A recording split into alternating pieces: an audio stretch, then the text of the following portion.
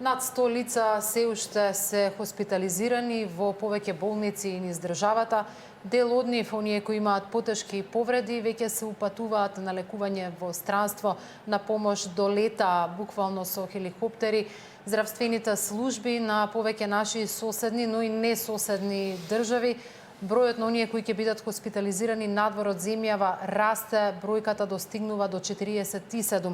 Александар Дина во текот на целиот ден известува од клиничкиот центар каде беа и хоспитализирани најтешко повредените во оваа трагедија. Александар, која е точната бројка на лица кои се уште се во нашите болници, а колкумина се веќе упатени на лекување во странство? Според последните информации од здравствените власти, точната бројка на хоспитализирани, повредени во големата трагедија во дискотеката во Кочани, во македонските болници и клиники е вкупно 115 лица. До овој момент 20 граѓани, односно лица кои биле присутни синоќе на концертот во Кочанската дискотека и се здобиле со сериозни повреди во критична состојба, веќе се транспортирани на лекување во странски центри. Според информациите кои пред околу 1 час ги пласираа здравствените власти, веќе во Солунската болница Папа Николау се пристигнати изгрижени тројца критично повредени. 14 пациенти се префрлени во Бугарија, односно 8 во болницата Пирогов во Софија и по тројца во центрите за третман на изгореници во Пловдив и во Варна. Еден пациент е веќе префрлен во Белград на лекување, исто така и еден во Ниш. Тројца се префрлени со авионски транспорт во Истанбул. Во текот на вечерта дополнително 6 критично повредени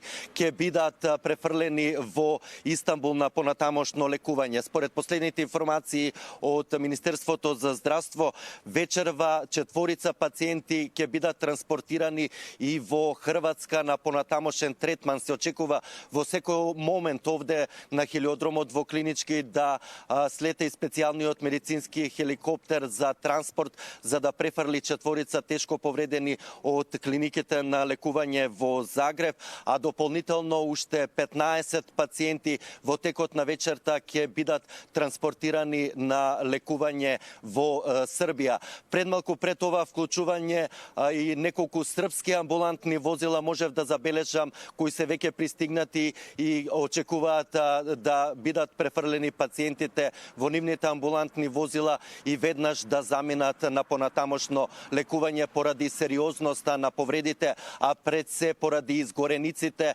кај некои, како што информираа и лекарите, дури од трет критичен процент, односно степен.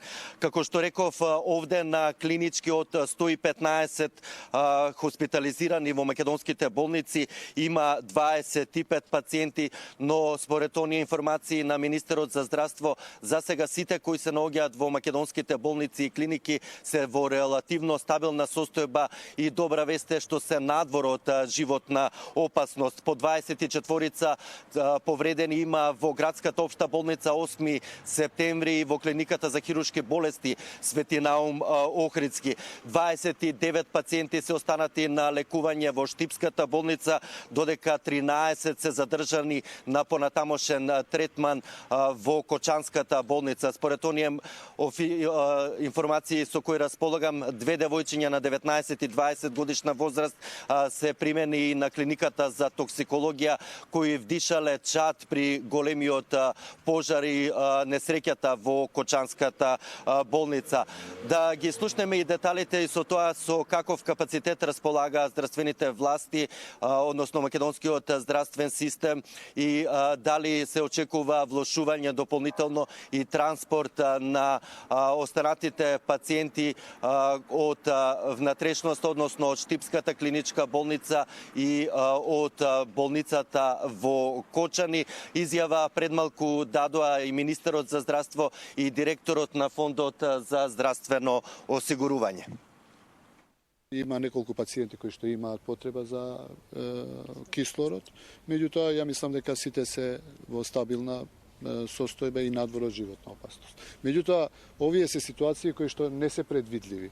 Значи, сега кажуваме дека е стабилно, секогаш во секој момент знаат да развијат едем и да проблематизираат и да развијат други синдроми кои што може да бидат проблематични. Меѓутоа, ја ве известувам за состојбата актуелно како е.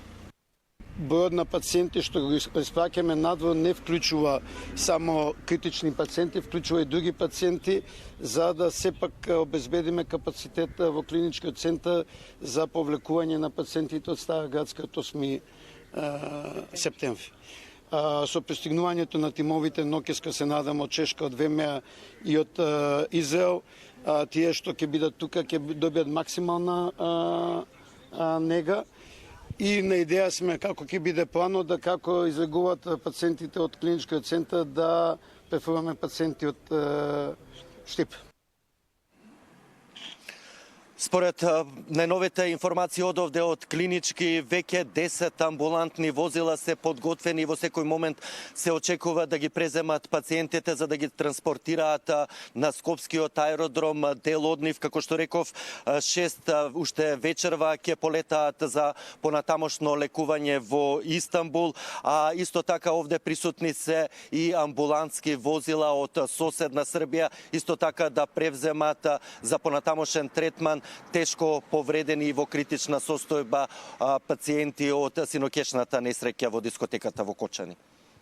Моја предпоставка е дека повредените кои се патуваат на лекување на странство всушност имаат изгореници. Дали е тоа така, дали се работи за таков тип на пациенти и колку во оваа ситуација здравствените власти на некој начин ја признаваат слабоста на нашиот здравствен систем. Македонија е земја која нема собствен центар за третман на изгореници. Така.